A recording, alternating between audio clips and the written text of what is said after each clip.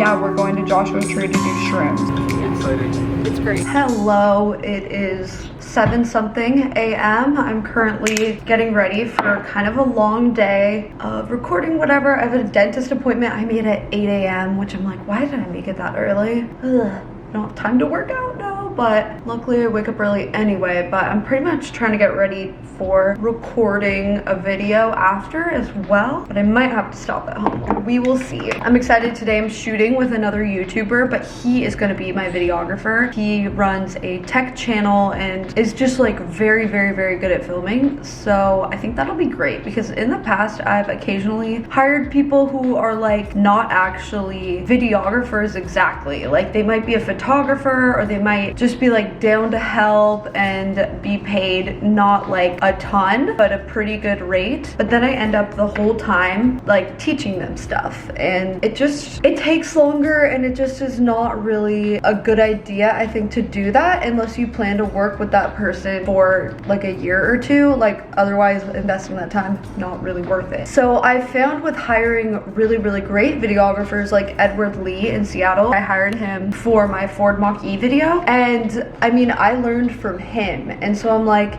yes, it's very expensive. It was like way more expensive to hire him, but I mean if I'm learning and I actually really love the footage and I can actually be like hands off, not having to look at all the shots all day, it is worth it. That's what's going on. I'm just trying to rush, get ready, off to get my teeth cleaned. I haven't gotten them cleaned like since I think maybe before I had jaw surgery because I couldn't really open my mouth after very wide enough for them to clean it. So this is much needed. All right, let's go. Quick pause from this vlog to thank the sponsor, which is Fairdrop. If you guys haven't heard of Fairdrop, it's super cool because it's actually started by 2 travel YouTubers, Kara and Nate. Airline tickets can get expensive. So they basically made this website and app where you can track places that you want to go, and they'll find you deals for flights that are just like unreasonably cheap, like up to 80% off. Fairdrop isn't a travel agency, but they basically let you know where the deal is. So you click the link and then you can book it. It pretty much just shows you how to get the deal. So how it works is you become a member, sign up on the website, and then you set the places that you want to travel to. I have departure airports. I added New York, LAX, and Seattle. And then you can download the app. We've got some economy class drops. Puerto Vallarta, $160. Every day, Fairdrop tracks millions of flight routes. On average, members save $450 on their first flight that they book on Fairdrop. If you're ready to save over 50% on your next flight, I will have a link below to Fairdrop. You can get 20% off when you use my code, which I'll put right here, and I'll also put it in the description. So I have an issue.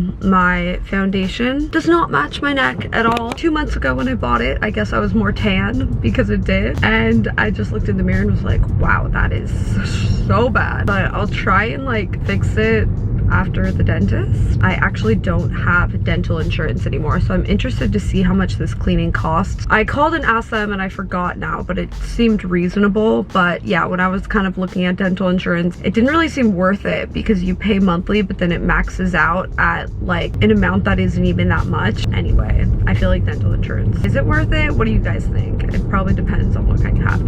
If your company pays for it, then of course, but if you have to pay for it yourself, I actually think you might be better off just not having it, you know?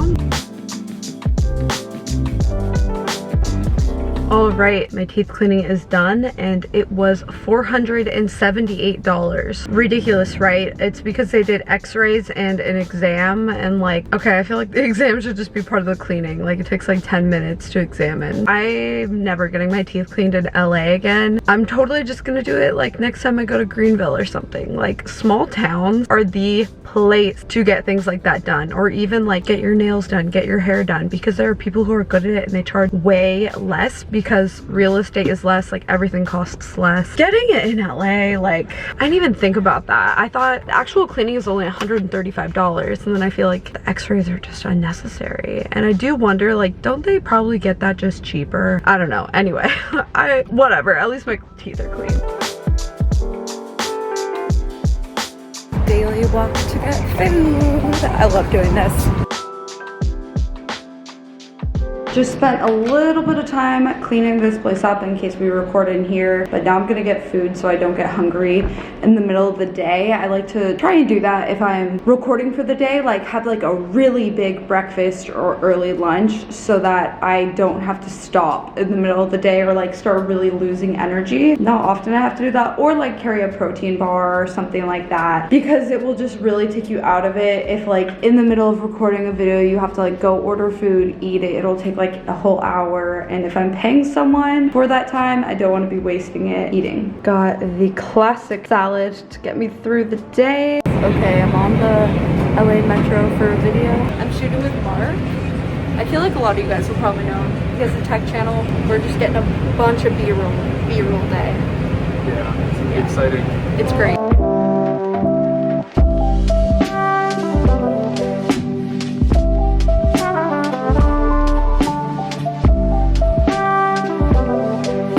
Back transferring footage. We went and got a ton of B-roll walking around Santa Monica, and then went on the metro from the Santa Monica station to the Culver City station. So I'm doing a video all about LA public transit. Anyway, it made us both so tired. I don't know what it was about that. I need an energy drink. Right? I'm just like, whoa, maybe from waking up earlier, I don't know, but. This is the CFast Type A Express.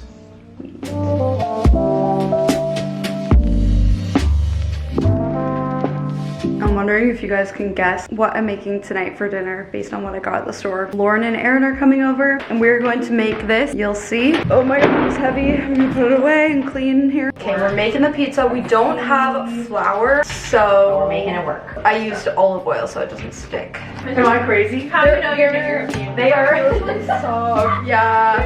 Yeah, mine. All right, margarita pizza. Looking good. Good morning. It is Saturday and I have a main channel video up and a vlog up, so I'm feeling good. Saturdays are the only day I allow myself to make coffee and then get back into bed and drink my coffee while just doing whatever on my phone. So weekdays I don't let myself do that, but I always look forward to the weekend because I'm just like relaxed, you know? So I'm gonna go on a nice long walk to the beach, see if there's any open houses in the area. Maybe I'll pop in and get some food. Let's go. It's just so nice out. I love my walks.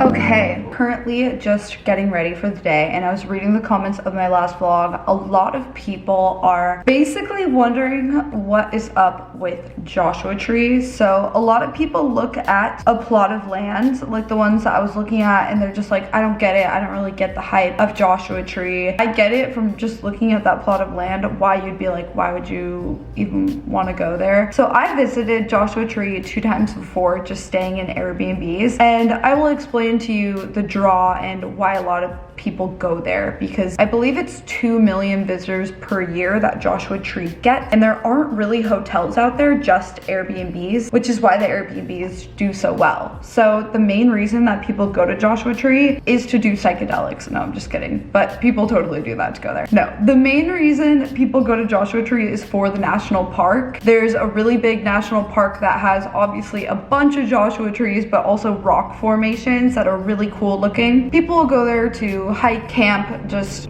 drive through. And I know that's not really everybody's vibe. I've actually never been in the national park, but I do want to go into it. I've been around. I mean, Yucca Valley honestly kind of feels like that area based on Google Maps, because there's a ton of boulders and Joshua trees and stuff. So that's reason number one. The national park, obviously tons of people just love to go visit all different national parks, and the desert is like a specific feel that people just want to explore. The second reason is space. A lot of people that live in LA, which I think is really the majority of people visiting Joshua Tree, but it's really people from all over. A lot of people in any major city are cooped up in an apartment. Maybe their apartment doesn't even have that good of lighting. They just like don't have a yard, any of that. And Joshua Tree is actually one of those places where you can rent an entire house with like a hot tub and a fire pit and a barbecue and all this stuff for not a crazy amount of money. If you went to San Diego, even Palm Springs, San Francisco, like it would cost you triple to rent an entire house like that. So I think honestly a big reason that people go to Joshua Tree is just so they can have space for a weekend. Like they can just go enjoy a yard and breathe and like not be around a million people all the time, because it is kind of a secluded area. So it's a totally different vibe from a vacation that you're going on like in Palm Springs, where you're gonna go out to eat a lot and do all these things. I think a lot of people, when they're looking at visiting Joshua Tree, they're taking with them a good book. They're buying food and cooking it and like relaxing and doing yoga. I don't know. I feel like people go there. Honestly, I always hear people in LA are like, oh yeah, we're going to Joshua Tree to do shrooms. So I guess that's the thing, is like maybe people, this isn't like an official formal reason people go to Joshua Tree, but I know for a fact, based on conversations I've had with people, tons of people go out there to do not just mushrooms, but yeah, I guess different psychedelics or whatever. I don't know. It just, I guess people just do it. I've never done it personally myself, but I mean, that stuff is really gaining popularity. Obviously, it's always been a thing. I don't know. You don't really hear people going to Palm Springs for that for some reason. It's Joshua Tree. And I know people, they maybe don't like the desert. I guess that's a specific type of person, but a lot of people go just because they want hot weather. Although Joshua Tree actually does get really cold. It snows there sometimes, but in the spring and summer, it is hot. It is actually really beautiful out there, in my opinion. There's a lot of natural rock formations and just cool stuff like that. It is just definitely more rural, I guess would be the word for it, but that can be a really interesting time too. If I was going to Joshua Tree, I would get a fun group in a really cool Airbnb, and I've stayed at Airbnbs before where they're not really like at some cool destination necessarily. They might be in a random spot, but the Airbnb is really cool and the group is fun and it's a fun time. That is kind of the vibe of Joshua Tree. I don't know. I guess a lot of people don't really get it and a lot of people haven't really been there, but yeah, the fact of the matter is 2 million people visit every year and there's not really a lot of hotels. It's proven to be a good Airbnb spot. So I don't know. I think people maybe look at it and they go like, who is visiting? Trust me, people go there. A lot of people go there all the time.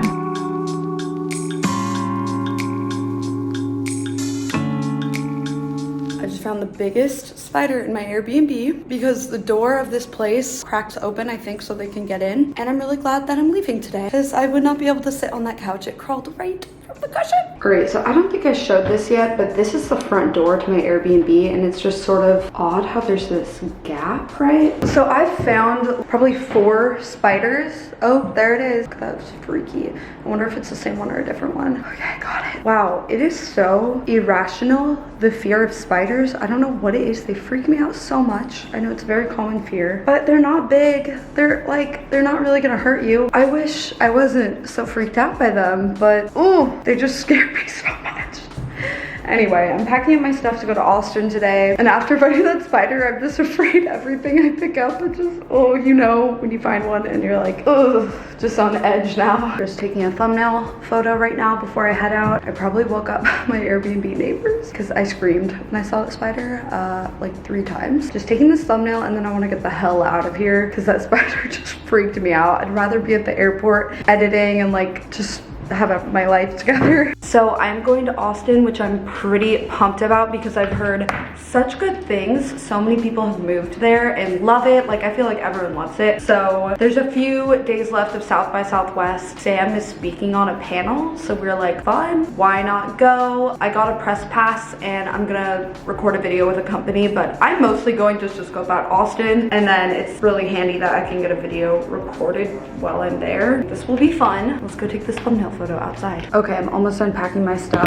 I'm actually gonna park at the airport because I don't want to park on this street. I definitely need to come back to LA for my orthodontist appointment, but I might be going somewhere directly after this. I'm not totally sure. So I'm just leaving my car in an airport parking lot, which I've actually never done before, but I kind of like the idea of that. Anyway, it's now been, what is it, March 14th, so I've been in LA for like 3 weeks-ish. It has been really nice to be here, especially in the winter. Like, there were so many times, like when I went to this park day with Lauren and Matt and a bunch of his friends. I was like, wow, it's March, early March, and it's like 80 degrees out, and it was just so nice. It felt like a summer day, and like that's just what I love about California and LA. And every time I walked to the beach, I feel like I did eat a lot healthier here, so that was good. Yeah, I felt weird being here at first, but then as the time went on and I like made more time and plans to see friends I hadn't seen in a while, it was fun again. And it's just so hard to leave California because there are a lot of perks and then a few not so great things. Everywhere is like that. I'm actually feeling like I like it more now than I did at the beginning of the month, and I would probably, if I had a place that I actually, you know, decorated and lived and whatever, it would be nice to live here again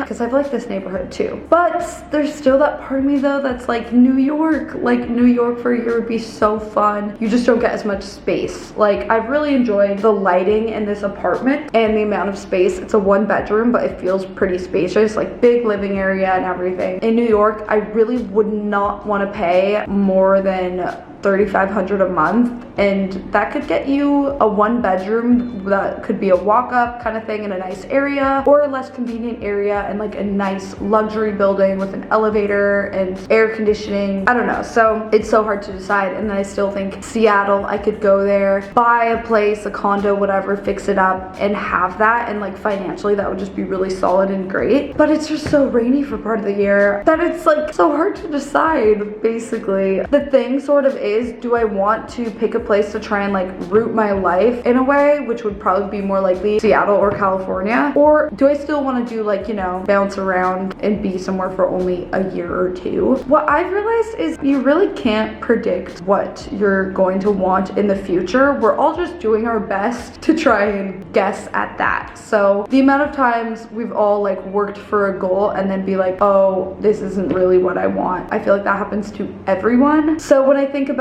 buying a place or like finding somewhere to settle down that I'm gonna stay for a long time, it's like, does that really even exist anymore? I don't really know what the future holds. It's hard to plan to be somewhere for like 7 years. I feel like you really can't plan that because things change and like who you meet and whatever. I don't know. Basically, I'm still very torn, but I do think every option is appealing to me. After being in LA for a month and doing New York for a month, and of course going to Seattle from time to time, I could jump into any of those spots and know exactly what neighborhood I want to live in, already have some friends there, just already have a good like base life, you know? So yeah, but then sometimes I'm like, dang, what if I went to San Diego for a week or whatever? I don't know. I'm getting to the point where I really just want a place to put my stuff, someone that I can hire to work with me consistently, because doing the nomad life does make it really hard to keep on track with like more career goals, because you know, logistically it's like I'm spending most of my morning like packing this place up. That's that, but it has been really fun. But I feel like I'm kind of done with this nomad life, but things keep popping up. Like I was invited on this trip and to Barcelona and I want to go, and I'm just like glad I don't have a lease, I guess, in that sense. But it's just getting complicated, and it will probably be good to have my own place. So just been thinking about that more, especially as it's warming up everywhere. It's getting like nice